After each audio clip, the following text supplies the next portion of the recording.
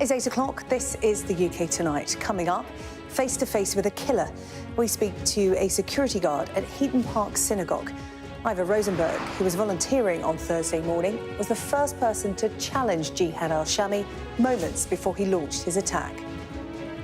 He looked at me and said, "What are you looking at?" And I said, "I don't know."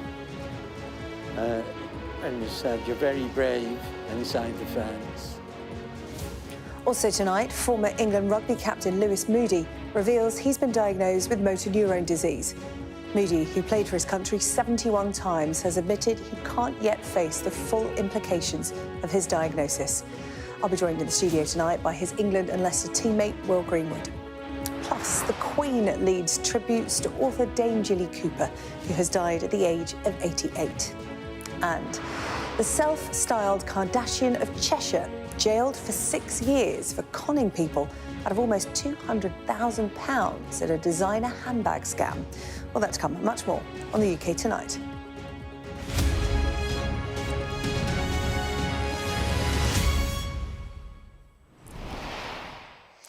A security guard who challenged the Manchester Synagogue attacker just moments before he killed another volunteer has told Sky News he thought everyone inside was going to die. Ivor Rosenberg confronted Jihad al-Shami outside the Heaton Park Synagogue, then helped barricade the doors when he launched his attack. And he witnessed 2 of his friends being hit by a police bullet, with one of them killed. Ivor has been speaking to our North of England correspondent, Katie Barnfield. Holding back terror while fearing for his life. Ivor Rosenberg was a volunteer security guard at Heaton Park Synagogue on the day of the attack. He was among those barricading the door to stop Jihad al-Shami getting inside. I heard this almighty bang, and I turned around and saw the car smashed into the wall of the gate. I ran straight into the office and dialed 999 and got the police. And I was screaming at them, "We're under attack, we're under attack." And I could hear him banging on the doors, trying to get in, threatening to kill everyone. It was terrifying. Minutes earlier, he'd come face to face with the killer, telling him to leave the synagogue grounds as he was acting suspiciously. He looked at me and said, "What are you looking at?" And I said, "I don't know." And he said, "You're very brave inside the fence." And he walked away. Everybody else, get back! But he wasn't gone for long. Minutes later, Jihad al-Shami returned in his car, ramming the gates and trying to break inside with a knife. Holding the doors with Ivor was Adrian Dolby, one of the 2 men who lost their lives, killed accidentally by a police bullet that came through the door. At Adrian's funeral, crowds of mourners came to pay their respects to a man now remembered as a hero. Rabbi Daniel Walker from the Heaton Park Synagogue led the service. He described Adrian Dolby as a kind and quiet man, saying he always sat in the same seat at the synagogue. He said, "When evil struck, we sought to secure the building. At that moment of need, that quiet man became a tremendously strong human. I watched him leap from his seat to close the door. He didn't run away from danger." Ivor was among the guests, attending with his friend Lawrence Abramson, the synagogue's oldest member, who also witnessed the attack. I was walking across Middleton Road to go to the shul, and I heard bang, bang, bang, the gunshot sounds, and they've been with me all the time. I sleep and I can hear them. Greater Manchester Police are still questioning 4 suspects in relation to the attack, while 2 have been released without charge. We've very significantly increased both our visible and covert presence across the city region, particularly with a focus on our Jewish communities. They are now on the ground, highly visible and highly interventionist. For those who watched the terror unfold, the memories of that day are still raw. Katie Barnfield, Sky News in Manchester. On Thursday, I presented this programme from Heaton Park as the community came to terms with what had happened at their local synagogue. I was joined by Mark Levy, who attends that synagogue and sits on the Jewish Representative Council of Greater Manchester. He was joined by his friend Furkan Naeem, a community organiser from Greater Manchester Citizens. And I spoke to both men about the threats facing faith groups here in the UK. Now, this is our worst fears coming true. We have thought that this day might come for some time, as we have been warning against the huge surge in anti-Semitic hate crime targeting Jewish people across the whole of society, whether that is in universities or schools or workplaces or even in the NHS. You know, I'm here, Mark, as your friend, someone that's known you for a long time, and I just want to stand. Today is a day to stand with the Jewish community, and your fears have come true, but I just want you and the Jewish community to know that you are not alone, and we stand with you, and I'm sure there's many other good people in Britain, people of different faith, from the Jewish, Muslims, Christians and those of no faith, who stand with the Jewish community today, and we will redouble our efforts going forward to make sure that you feel like we are your friends, and we make sure something like this never happens again. Well, since that attack on Thursday, deeply disturbing scenes at the other end of the country, with a mosque in Peacehaven in East Sussex set on fire on Saturday night. A man arrested this afternoon on suspicion of arson. Following the attack in Manchester and that incident in East Sussex, leaders of all faiths are calling for people to stand together to end hate. Well, I'm joined now by Mark Levy from the Jewish Representative Council of Greater Manchester and Furkan Naeem, founding organiser of the Greater Manchester Citizens. You saw our conversation there on Thursday night. Gentlemen, thank you so much for joining me again on the programme this evening. Some days on, and sadly another event over the weekend, a mosque targeted, a hate crime.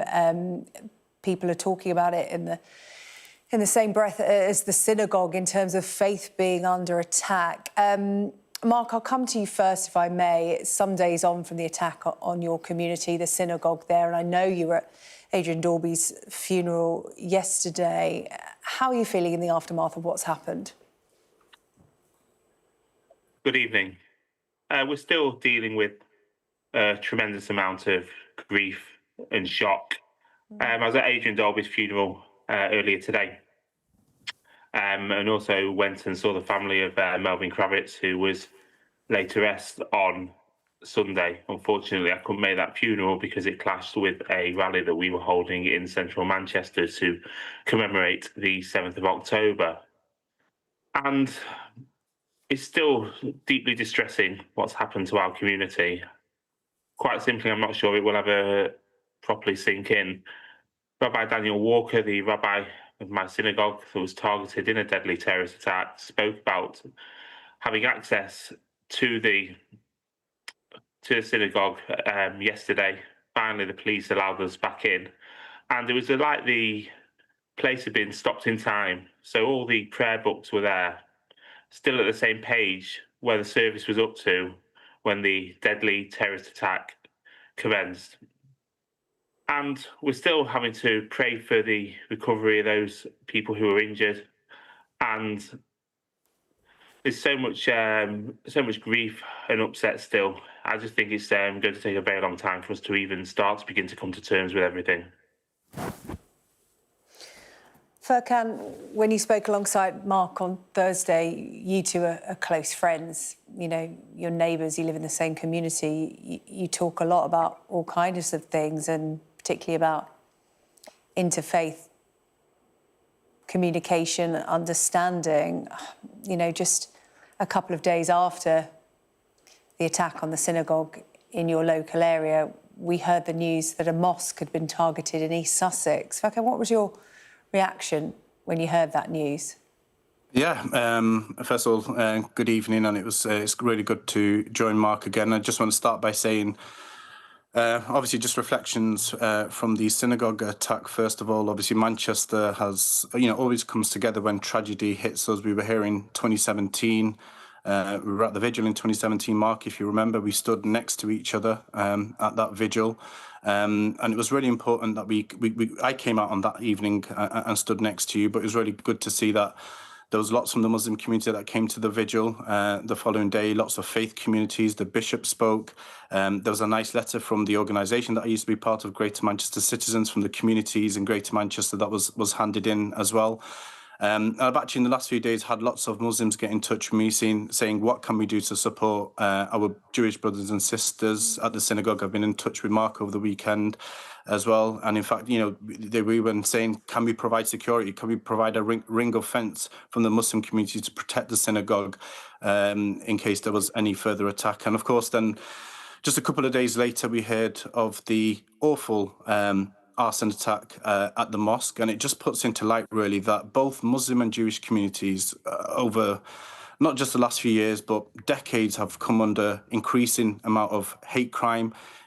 Both communities are feeling it. There's been a rise in anti-Semitism, there's been a rise in anti-Muslim hate and Islamophobia attacks, and the community mosque in Peacehaven, you know, when I saw that, I straight away thought that this community must be a really small community in East Sussex. It's not in one of the major cities or towns where you have a big, you know, large Muslim population. And I've reached out to some friends who are part of that community, and they have also shared that they've, you know, in recent months, because of the rhetoric that's been whipped up, have increasingly felt under threat. Women, young children, as they're walking down the streets, going to the shops.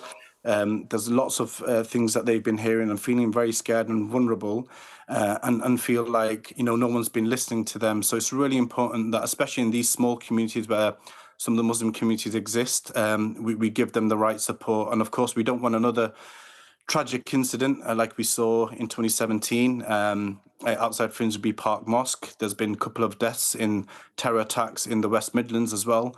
But it's a really difficult time for both Muslim and Jewish communities, and that's why it's so important we stand side by side, because we're feeling the same pain and anguish and hatred on all sides.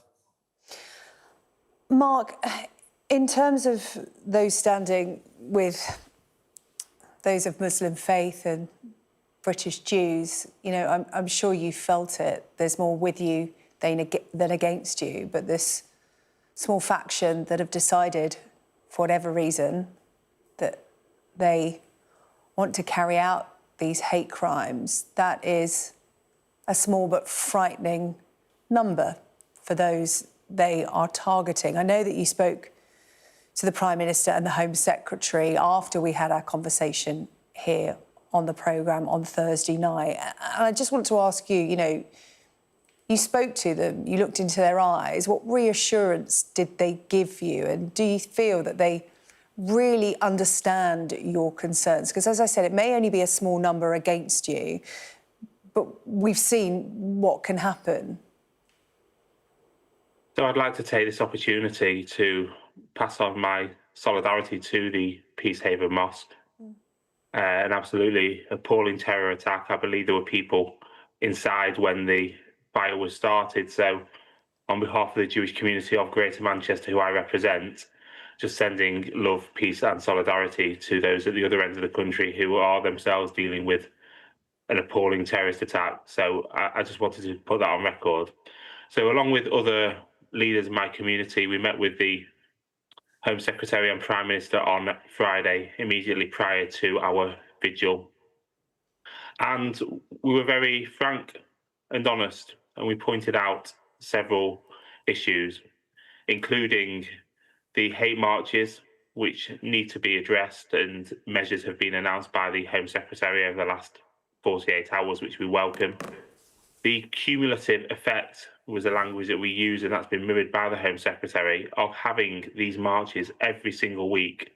Now, we are not looking to shut down legitimate criticism of the Israeli government. In fact, there are hundreds of thousands of Israelis on the streets every single week criticising Benjamin Netanyahu and his ministers. But what we cannot be having are these marches that look to incite violence. In addition, we asked for better protection for Jewish patients in the NHS. There have been some doctors who are guilty of egregious anti-Semitism online, like blatant anti-Semitism that would not look out of place in Nazi Germany, not even being suspended. It's astonishing how some people have been let off. So that's another major issue that we raised with them. We spoke about our cultural spaces, and I'm going to take this opportunity to raise the issue with the Manchester Academy, who are hosting a band called Bob Vylan. I spoke about it on Thursday on your show, and even by raising it repeatedly, we've still not had the courtesy of a response from the venue. Because like I said the other night, when we have our cultural venues, platforming people like Bob Vylan, who seek to divide our communities and sow hatred and incite violence, what do people expect is going to happen? And I have to also reference something that came to light over the last few hours, which was in January this year, a preacher called Sheikh Al-Afasi was at the Bridgewater Hall. He is someone who celebrated October the 7th and engaged in overt anti-Semitic rhetoric about calling Jews animals and calling out Zionists. It's subsequently transpired that the terrorist who attacked my community on Thursday was following this individual online, following the Sheikh online. Now, we went to see the Bridgewater Hall after having to really push for a meeting. They didn't want to meet with us after they refused to cancel the event, and we were effectively dismissed without a fair hearing. They couldn't have been less bothered by the fact that they had platformed an anti-Semite. And what's transpired 9-10 months on is that someone has been following this person who lives in Manchester, and it's completely unacceptable, whether that's hatred against Jewish people, hatred against Muslim people, or hatred against any faith, race or religion. We need to now be unequivocal. That line in the sand needs to be drawn. Communities need to stand together, and we need to find a way to disagree with each other respectfully, how Furkan articulated that beautifully when we spoke on Thursday evening in the pouring rain. He did indeed.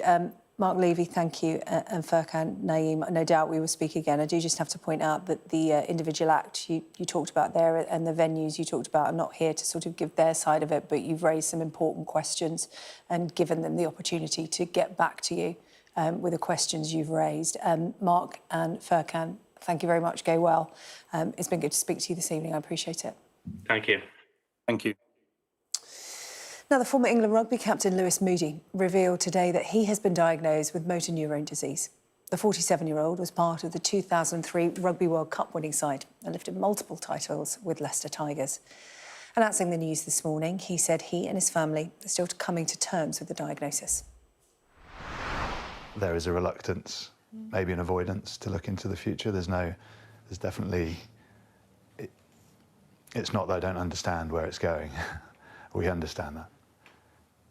But there is absolutely a reluctance to look the future in the face for now, for sure.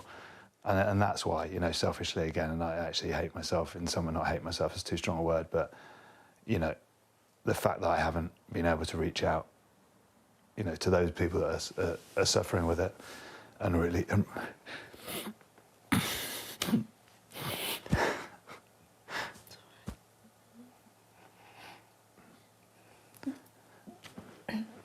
Yeah, I feel selfish, so I've not been able to accept that and look into the future. But there'll be a time when I can, and when I can process that, and I would like to as well. So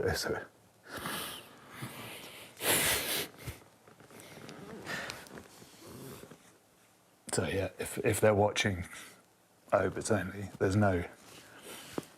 Yeah, it's just not ready yet. Well, I'm joined now by Will Greenwood, Lewis's teammate for both England and Leicester Tigers. Well, thank you for coming in. Yeah. Beautiful human. Yeah, it's hard to put into words. You know, this is a fit young man who's, you know, played sport at the highest level, and he's confronted with this. And even he said that he can't quite look at what the future looks like for him. How did you find out the news this morning? What was your reaction? Came down for breakfast, or a cup of coffee, 7 o'clock in the morning. And the WhatsApp was a little bit more lively than it should be for a Monday morning, and I had no idea what it was. Your O3 team? The O3 group, and the Leicester, the Sabertooths, which is the old Tigers group as well. And just Lewis had posted basically a sort of pre-seed version of his announcement onto the group, just to say this probably might blindside you a little bit. And yeah, it was. Then you really watch that, and they're a proper love story. They don't happen very often in life nowadays, is there? Always something gets in the way or something goes wrong.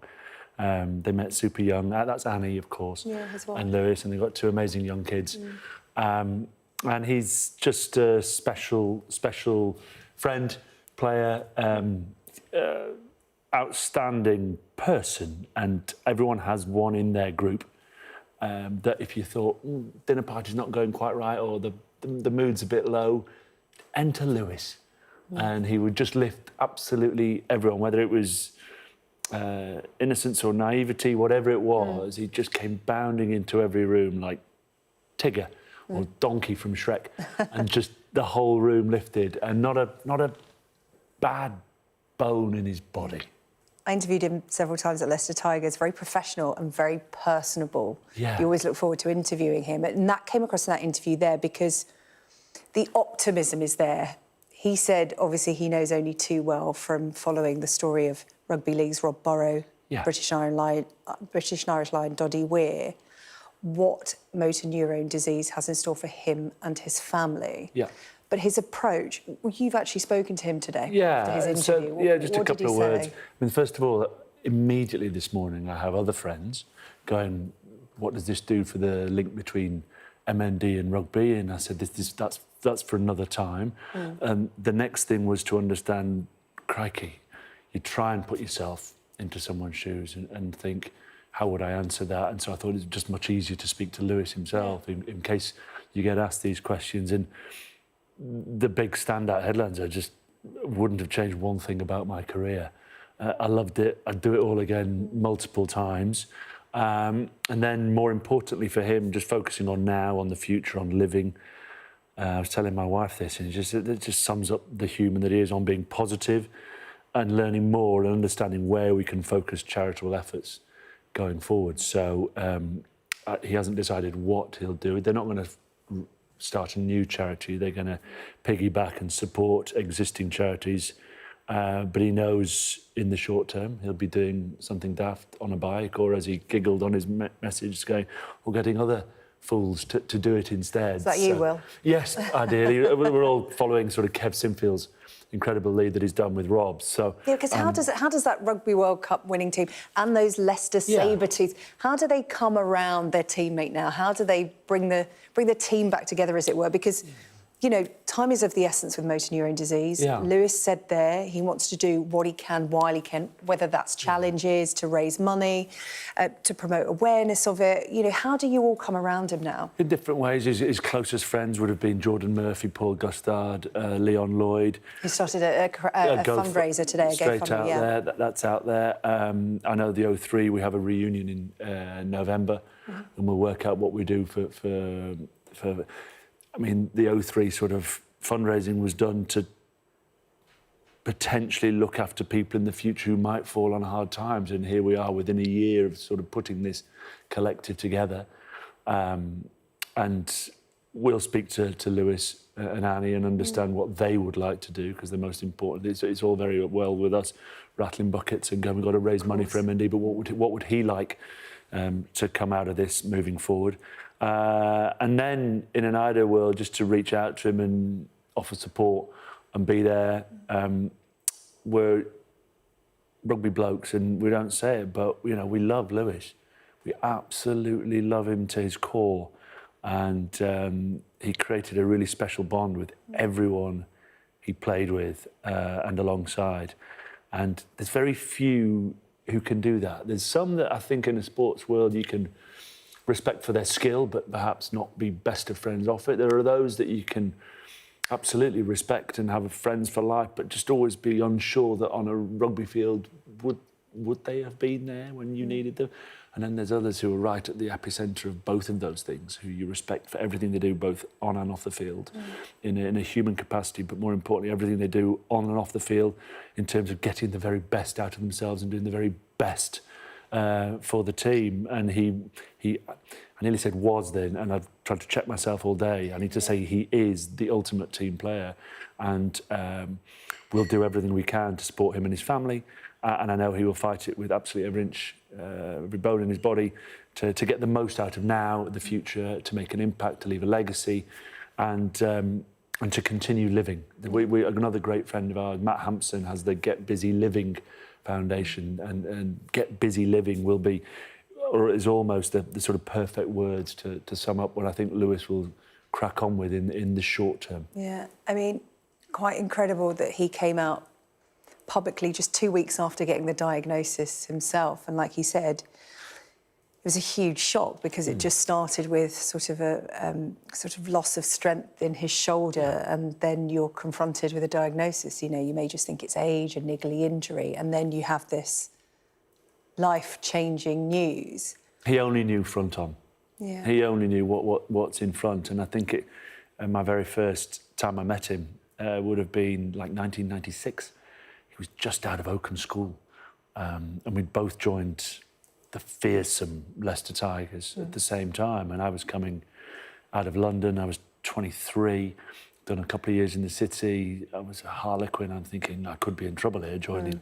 I don't think they'll take too kindly to me. And then you always, if you sit tight and wait, someone else will grab the attention, the focus. And this stuttering old Beetle, VW orange Beetle, came round the corner, and this sort of long flowing blonde private school boy got out of the car, and I thought, OK, the focus will turn to him. Yeah. But it quickly turned back to me, because within 2 or 3 sessions, they realised he was absolutely tough as teak. And don't let the baby face fool you. That team in the late 90s of Leicester was Garforth, Cockerell, Roundtree, Wells, Poole, Johnson, Batt, Richards. It was an extraordinary group of humans.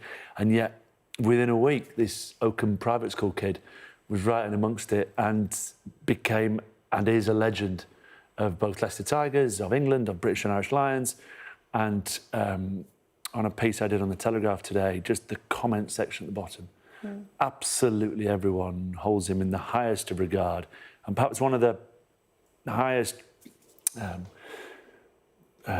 credits you can give to him is, at one stage, the England rugby team, after he'd finished, had the Lewis Moody Award. Like, an award was named after the player who gave the most to the team, and that's an England team giving that name. I mean, what a tells you everything what a player. You need to know what about, a man, yeah. about the man. Well, look, like you said, he loved rugby, he loved sport, and rugby and sport love him back, and we've seen that in the tributes and the sort of well wishes and the people saying we want to do something for you, of which you are adding your voice to that. Yeah. And well, thank you so much. That's all right. Tough day for everyone who knows Lewis, but like you said, you're all rallying around him to sort of help and make this the best it can be for him. Thank you. Well, always a pleasure. Thank you so much. Well, I'm joined now by Amar Al-Shalabi, Professor of Neurology and Complex Disease Genetics at King's College London and co-director of the UK Motor Neurone Research Institute. Thank you so much for your time this evening.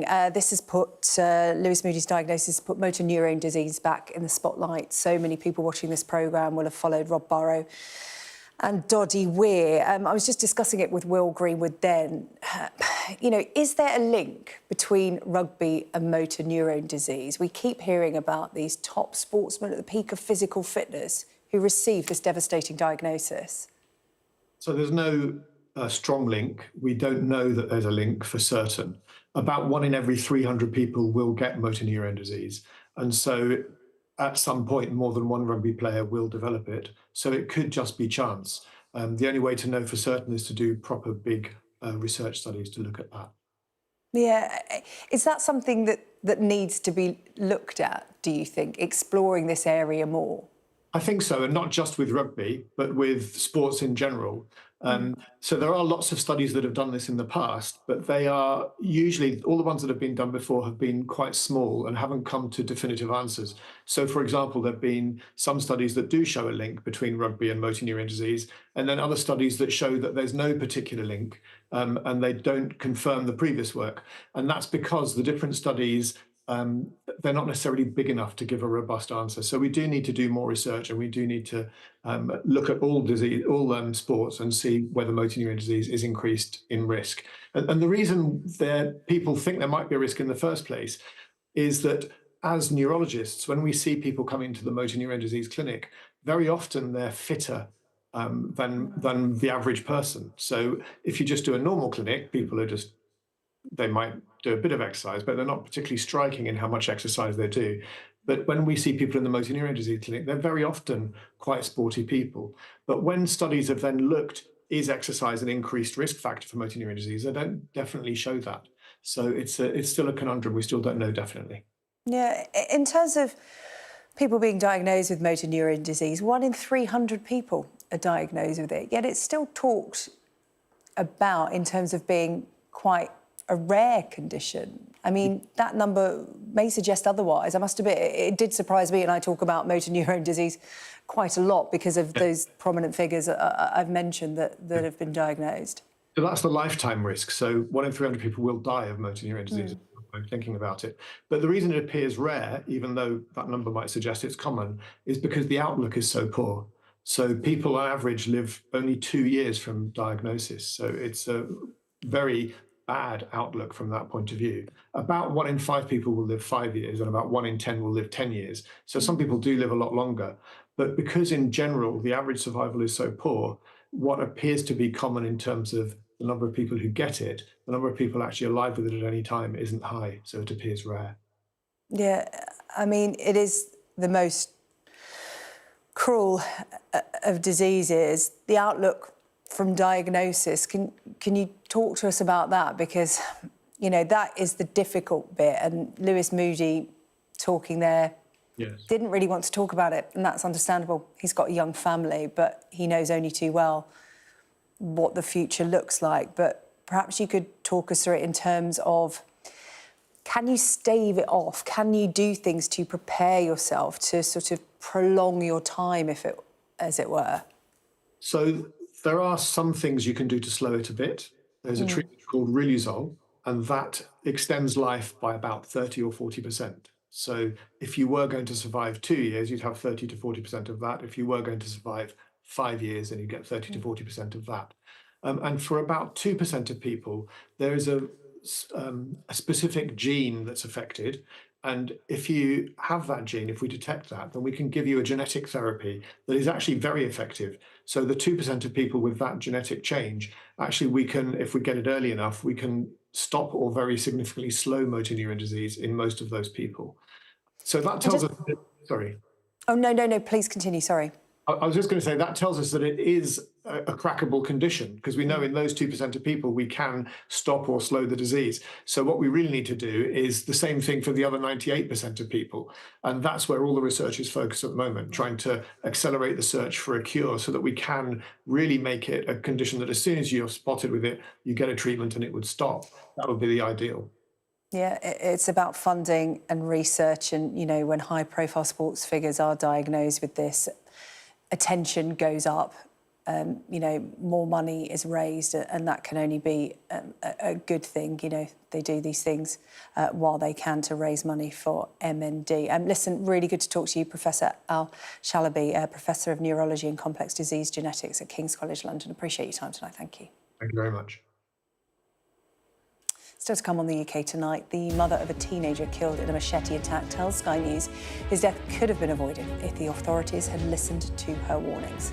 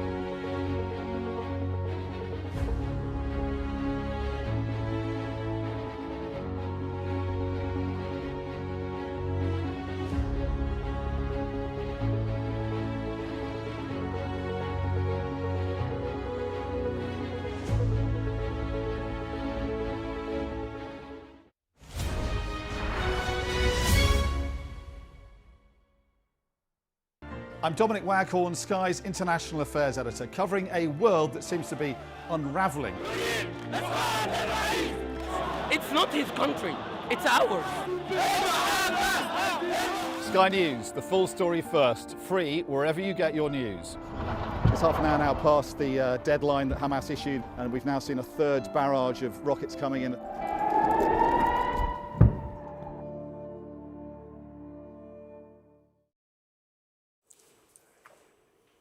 The mother of a teenage boy killed in a machete attack in south-east London last year has told Sky News his death could have been prevented if the authorities had listened to her warnings. 2 teenagers were jailed today for killing Dejon Campbell, who had been exploited to sell drugs for older youths. Sky's Shimon Freeman-Powell has this report. "Help," he screamed. "I'm 15, don't let me die." That was the desperate plea made by Dejon Campbell after being chased down and stabbed by teenage boys. It was a call for help his mother was unable to answer. She only learned of these final words after his death. What I love most about him was his intelligence. He was so intelligent. He was fun, he was witty. My biggest fear was to get that phone call that he was hurt. But instead, I'm living my worst nightmare, that he's no longer here. And in that, he didn't even get a second chance. He just died on the side of the road like a dog.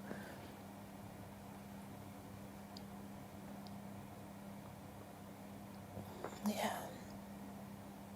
And the bit that hurts is that it could have been prevented. Dejon was the victim of an unprovoked stabbing in September last year. His death deeply impacted those who knew him, many of them also children. A motive was never established, but police believe he'd been exploited into selling drugs in the area at the time. A reality his mother had warned of. Prior to his death, she had monitored him closely, flagged concerns at school, and even attempted to give up parental responsibility, hoping it would save her son. I never thought I'd have to make the call to ask for him to be removed, but as I said, I never kept my son's behaviour a secret. What I was experiencing, I never kept it a secret. His death was definitely preventable, because in all the help that I asked for, I was told that he doesn't meet the threshold. He doesn't meet the threshold for the help that I'm asking for, and they need to go back and we need to exhaust all these areas. And I'm like, I've already exhausted them. A spokesperson for the council said, Dejon's death stunned our borough and we are still feeling the impact of the heinous crime that took place. We can't comment because there is an ongoing, independent, formal child safeguarding review which will examine the circumstances that led to his tragic death. That process is independent and involves Dejon's family and is expected to finish later this year. The teenagers responsible now know how much of their lives will be spent behind bars, but his mother is not convinced that that means justice has been served. The people who groomed him still get to live their life as though everything's okay. They get to groom other people's children to do their dirty work. And I get to sit here trying to figure out how I'm going to live with this pain. Shimon Freeman-Powell, Sky News. So to come on the UK tonight, the self-styled Cheshire Kardashian who has been jailed over a designer handbag scam. And the Queen leads tributes to the literary legend Jilly Cooper, who has died at the age of 88.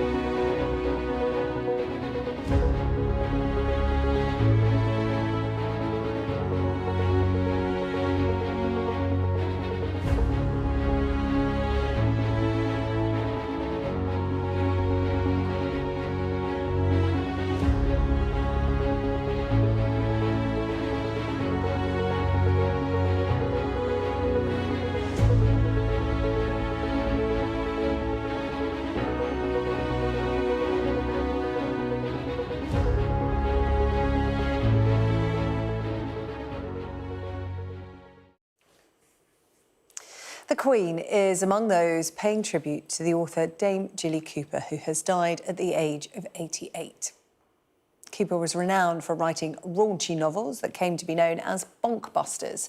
Books like Rivals, Riders and Polo, which portrayed the scandals and sex lives of wealthy social circles.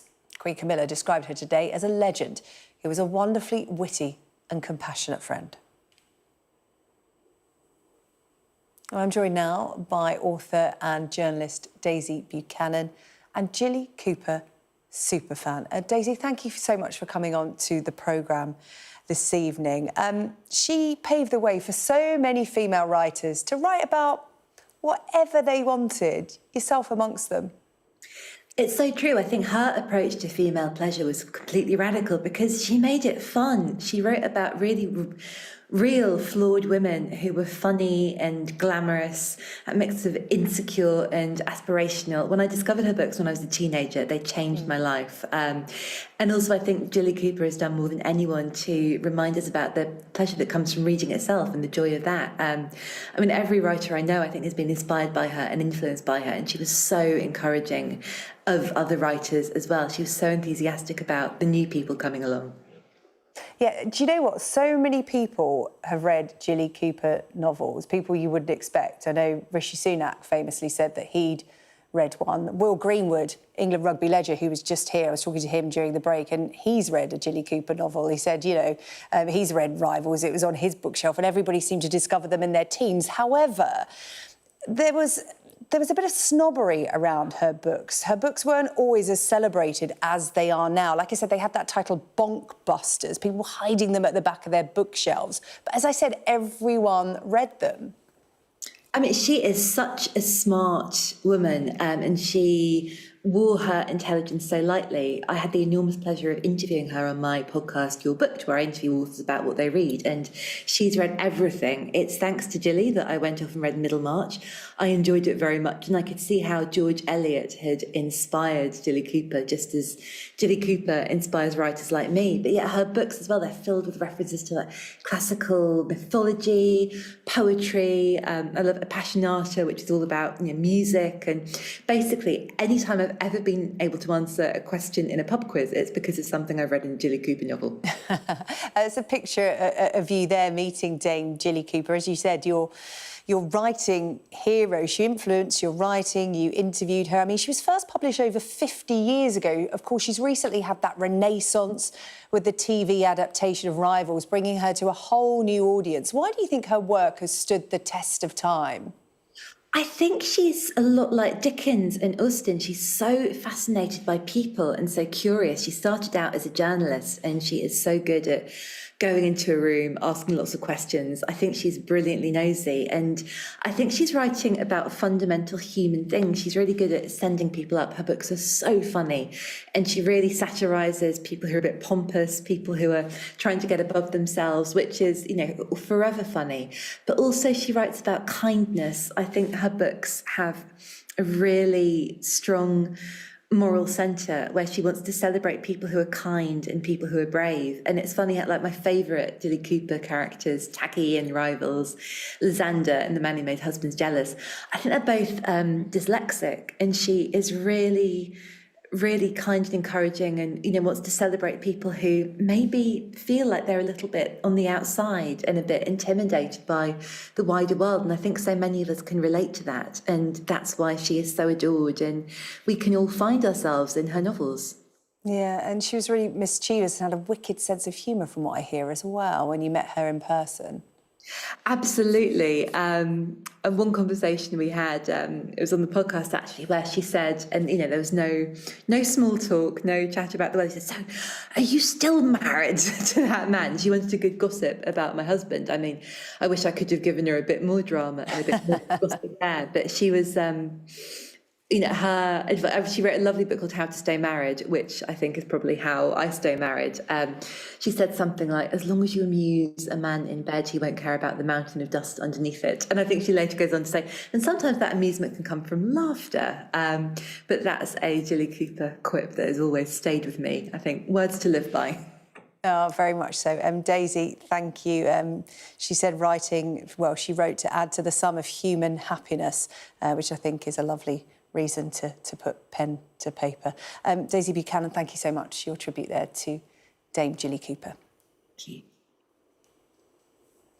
Now, a self-styled Cheshire Kardashian has been jailed for 6 years for conning people out of almost £200,000. Jack Watkin tricked his victims into handing over money in an elaborate designer handbag scam. Our North of England correspondent Katerina Vitozzi has this report. Online, Jack Watkin called himself a British Kardashian. There's a budget, as in common sense kind of budget, but not literally, no. His life in Cheshire, featured in this documentary, was one of fancy cars and fine jewellery. Watkin claimed this was funded by his family. In truth, it was financed by fraud. This is the village of Prestbury. Think luxury cars, footballers, wags. It's the stomping ground of the real housewives of Cheshire. And if you were looking to run a luxury handbag scam, well, this is the type of place that you would head to. Christine Colbert's shop in Prestbury sells ultra-luxe Hermes handbags. Watkin saw posts like this on Instagram and made contact. And it was a £32,000 handbag as well. There's not many 20-somethings come in to potentially buy an item of that value. So I was a little bit taken aback. Watkin had a proposition. If Christine gave him money, he would use his connections to buy Hermes bags, which have a high resale value. She gave him tens of thousands of pounds, but neither a handbag nor her investment ever came back. For 18 months, Christine kept asking Jack where her money was. All the while, he was continuing to post on social media about nights spent in luxury hotels, living a life of excess. At what point did you realise you weren't the only victim here? I put a post out on my Instagram story of him and said, his name is Jack and I believe he's a scammer and he steals bags and steals money. Christine contacted the police. Working with another victim she had met online, they asked Jack to meet at a Cheshire pub where the police lay in wait.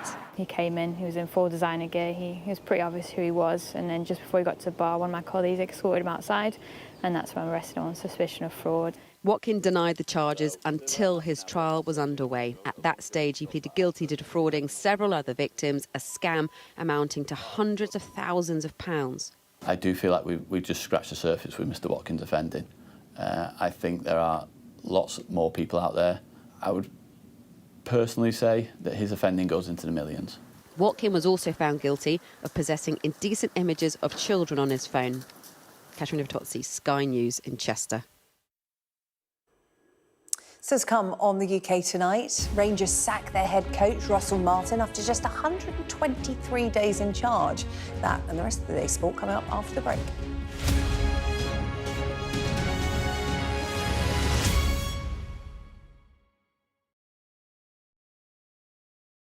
Mr. Trump, James Matthews from Sky News. Hey, James. I'm James Matthews, and I'm Sky's US correspondent, based here in Washington, D.C. Mr. President, what will you say next to Benjamin Netanyahu? In June 2009, did you stay at the apartment in Manhattan of Jeffrey Epstein? I'm not answering any questions about him. I'm Martha Kellner and I'm Sky's US correspondent. I've interviewed some of America's most recognisable politicians. Should the Defence Secretary and the Vice... Wait, what country are you from the UK? Okay, we don't give a crap about your opinion and your reporting. Mr Walker, you're anti-abortion, but two women say that you paid for their abortions. Are you a hypocrite, sir? Connor, what did you say to the president? What did you say? We had a great meeting. He was a great man. I'm David Blevins, one of Sky's US correspondents, based in Washington, D.C. David Blevins from Sky News. Fire chiefs say that they're really stretched to the limit and running out of water. What have you got to say to that? I've witnessed the remarkable passion for politics here. Why only in America? Why is this American exceptionalism? I just want to understand why you do not think that guns are the problem. Why is this just an American problem? The anger too, and the division. Where are you from? From Sky News, UK. Yeah. Back up. Mr Navarro, I'm allowed to ask questions, aren't I? I'm Mark Stone and I'm Sky's US correspondent based here in Washington, D.C. Vladimir Putin calls you outstanding, Mr. Musk. Has your ego and ignorance, sir, cost Ukrainian lives? David Cameron needs to worry about his own country, and frankly, he can kiss my ass. Mr. Patel, did you endanger public safety when you said the killer was in custody? Free wherever you get your news. What words do you have for Harry Dunn's family today? Have a nice day. Do you fear a fourth indictment? Liberation Day. By popular demand, Wow. here we are. Donald Trump. It is quite the story. Wherever it goes, on Trump 100, we go with it. Tell us who you're looking for. Unbelievable we've come to this. Are you overstating the reach and significance of this deal? Not like you said it. From the UK. Why don't you go back to your country where you have a major migrant problem? It was 10 feet from him, and all of a sudden the shot's running out. People impacted. I'll tell you on another day on the podcast what that was all about. Join us wherever you get your podcast. Our David Garrido has joined me here in the studio with a look at the sport. And Rangers are looking for a new head coach for the second time in as many months. Russell Martin going after 123 days in charge, which is the shortest managerial reign in the club's 153-year history. That is a pub quiz question. It is, yes. Made.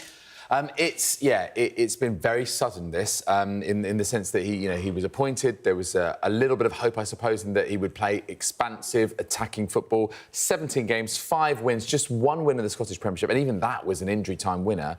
And they lie 8th. I mean, it's a team that's used to competing with Celtic for the title. They're 11 points off the lead. They did have some early promise in the European qualifiers that were playing, but then they suffered this really humbling 9-1 defeat on aggregate to Club Brugge. And domestically, they never got going. But it wasn't just about the results. It was what was happening behind closed doors. I mean, he quite publicly actually had to go at his players' mentality and egos and effort. He dropped his captain, James Tavernier, also a midfielder, very influential midfielder, actually, Nico Raskin, had issues with Hamza Igerman. He wanted to bring him on, but he said that the player claims he was injured and didn't want to come off the bench against St Mirren, and then another draw against Falkirk that effectively proved to be the straw that broke the camel's back. He's had a nightmare. He's had a nightmare. The board have had this open letter. They said, we did not get this right. It's our responsibility to fix it. OK, so who is next? I hear Steven Gerrard might be in line for a return. And that's what I hear. Yeah, well, look, I mean, you can see why. He won the Scottish Premiership with Rangers in 2021 without losing a single game as well, then left for Aston Villa and Al Ettifaq in the Saudi Pro League. Didn't really go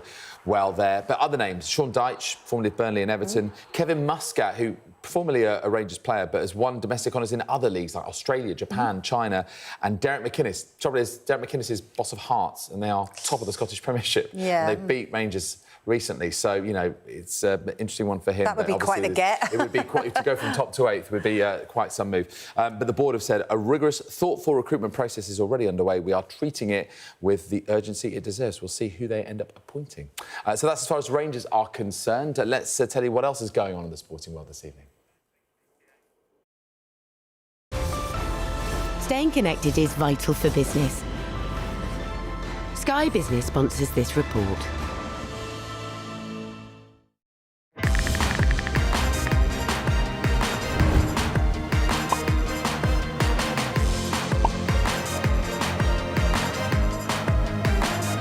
Sky Mobile sponsors the transfer window on Sky Sports News.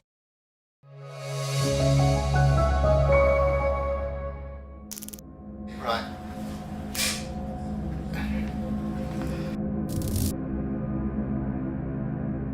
Jimmy Floyd Hasselbank was all smiles with his teammates today, but his future still seems somewhat uncertain. Honest, I'm just sick and tired of this. The number that was put before me was 50% more than our highest paid player at the time. Jimmy had the feeling, do they really want me here? My determination was not to sell Jimmy to that particular club. It made me look bad in front of the fans. It was not necessary. The biggest single challenge is how we managed his exit publicly, which probably Jimmy didn't like very much. He's settling into his new surrounds. The player renamed Judas Floyd Money in the Bank when he was drummed out of Ellen Road. Don't believe the figures at all. Sky Business sponsors this report. And that's all from the UK tonight. You can catch up on all the highlights on our webpage. Coming up next, it's The World with Yelda Hakeem. I'll see you tomorrow night at 8 o'clock.